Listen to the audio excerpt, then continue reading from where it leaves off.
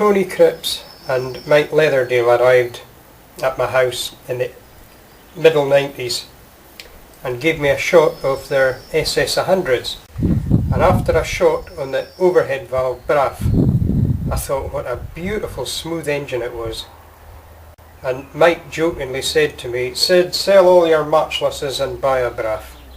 And even then they were very expensive, so I thought, why not make the thing matchless or AMC should have made. And I got a frame, set of crankcases, and I had the barrels made, heads machined, rocker boxes made, and then I modified all the other parts to suit to get the engine in.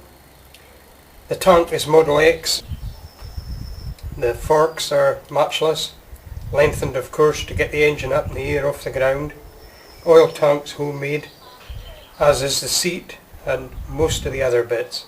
Apart from that, it's been a bulletproof machine. It does everything I want, not as fast as the SS100 because the cycle parts aren't the same, and I don't want to be going that fast.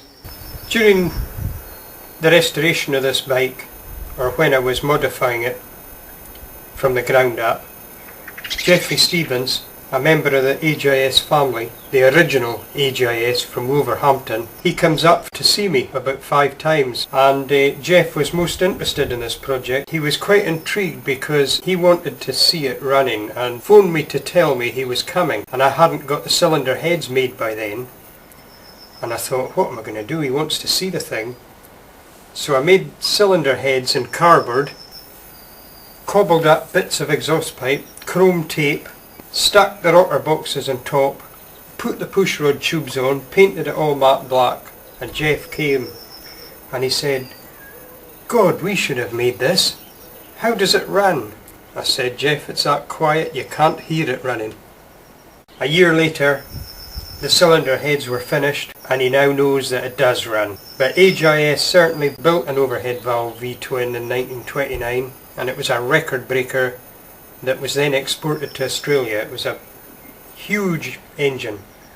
But this is a matchless.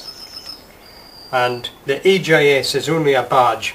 Matchless owned the name and they were built side by side on the production line. This is a sidecar machine because of the length of it. The Model X was a shorter machine, sole rider. But it goes very well and it was worth all the effort. Hairpin valve springs, very sporty 30s, enclosed push rods, and the oil feed up, the rockers are all totally oil fed, mag dynamo out the front, 4-speed Berman gearbox, separate oil tank. All in all, a very good 30s style of bike.